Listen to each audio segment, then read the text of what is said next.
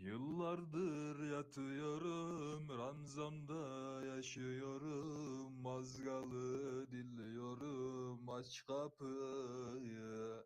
Anamı özlüyorum, yavrumu görmüyorum, hasretle yaşıyorum, aç kapıyı.